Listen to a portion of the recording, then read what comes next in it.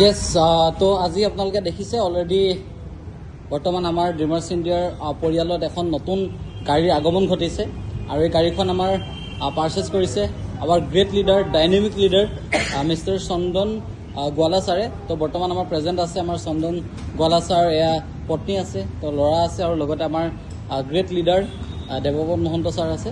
তো প্ৰথম আমি ফাৰ্ষ্ট এটা আমি শুনিব বিচাৰিছোঁ আমাৰ চন্দন গোৱালা ছাৰৰ পৰা। ছাৰ, আপোনাৰ জীৱনৰ প্ৰথমখন কাৰ, তো আপোনাৰ কেনেকুৱা ফিল হৈছে?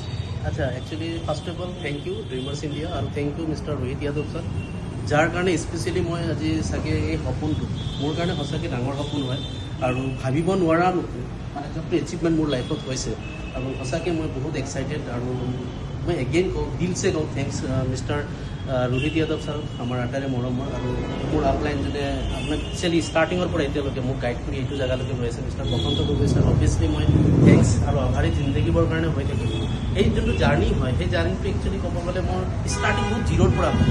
আৰু যদি আপোনালোকে বহুতে গম পায় যে ডাইৰেক্ট চেলিং বুলি ক'লে বহুতৰ কিবা নে কিবা মানে এক্সকিউজ থাকে আৰম্ভণি, যে কিবা নে কিবা প্ৰব্লেম থাকে। তো সেই গোটেইখিনি এক্সকিউজ প্ৰব্লেম বা যিখিনি একচুৱেলি আপুনি ডাইৰেক্ট চেলিং কৰোঁতে যে সমস্যা পায়, তো সেই সমস্যাখিনি একচুৱেলি মই ষ্টাৰ্টিঙৰ পৰাই পাইছিলোঁ। কাৰণ বহুতখিনি বস্তু মোৰ মাজত একচুৱেলি লেকিং আছিলে, কিন্তু মই সেই সমস্যাখিনি ফালে মই একচুৱেলি ফ'কাছ কৰা নাছিলোঁ। মই অকল চলিউশ্যন ফালে ফ'কাছ কৰিছিলোঁ। এটা এইম লৈছিলোঁ যে একচুৱেলি মই ড্ৰিমাৰ্ছ ইণ্ডিয়াৰ পৰা মই নিজকে ইয়াতে ছাকচেছ হ'ম আৰু লগতে মোৰ টিমখিনিকো যাতে মই এটা ছাকচেছৰ এটা ষ্টেপ 2 ষ্টেপ 3 ষ্টেপ কৰি পেলাই এনেকুৱা কৰি পেলাই মোৰ লগতে যাতে লৈ যাব পাৰোঁ, তাৰ কাৰণে মই আৰম্ভণিৰ পৰা এটা প্লেনিং, কেলকুলেশ্যন আৰু এটা ভিজন লৈ পেলাই কাম কৰিছোঁ। বহুত কষ্ট হৈছিল, বহুতখিনি বস্তু একচুৱেলি মোৰ লাইফত ঘটিছিল আৰু প্ৰতিটো মুভমেণ্টত একচুৱেলি ক'ব গ'লে মই এগেইন এজন পাৰ্চনক মই থেংক ইউ ক'ম, দিলছে ক'ম, মোৰ নিজৰ সহপত্নী।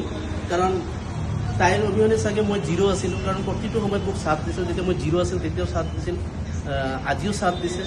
যেতিয়া মই জিৰ' আছিল ভবা নাছিলে মোৰ কোনটো জেগালৈকে যাম, বাট তেতিয়া বিলিভ এটা কৰিছিল আৰু সদায় ডাইৰেক্ট চেলিঙৰ কাৰণে এটা পজিটিভ আছিল আৰু ডাইৰেক্ট চেলিং কৰাৰ কাৰণে সদায় আগ্ৰহী কৰিছিল। তো মই বহুত হেপী আৰু বহুত ক'বলৈ বহুত থাকে, কিন্তু বাট মই ক'ব একচুৱেলি ওলোৱা নাই মুখৰ পৰা শব্দ কিছুমান, কাৰণ কি মই বহুত এক্সাইটেড। আৰু যেতিয়া মই গাড়ীখনৰ ফালে চাইছিলোঁ সঁচাকৈ মই বিলিভ কৰা নাছিলোঁ যে সঁচাকৈ মোৰেই হয় নেকি, কাৰণ এইটো মোৰ কাৰণে বহুত ডাঙৰ এটা এচিভমেণ্ট হয়। আৰু Dil sir thank you Dreamers India, thank you mister Rohit Yadav sir, যাৰ কাৰণে আজি এইটো ছিষ্টেম পালোঁ। আৰু again Basanta sir thank you and love you team, Victorious team, যোনে মোক একদম আৰম্ভণিৰ পৰা এতিয়ালৈকে চাথ দিছে। All leaders thank you so' much, thank you so' much. Great Gowala sir, once again congratulation your first car. আৰু ড্ৰিমাৰ্ছ ইণ্ডিয়া এখন আমাৰ ক'বলৈ গ'লে আমাৰ 3 নম্বৰখন কাৰ এখন আমাৰ পৰিয়ালত আহিছে আৰু খুব সোনকালে আৰু গাড়ীৰ লাইন লাগিবলৈ গৈ আছে।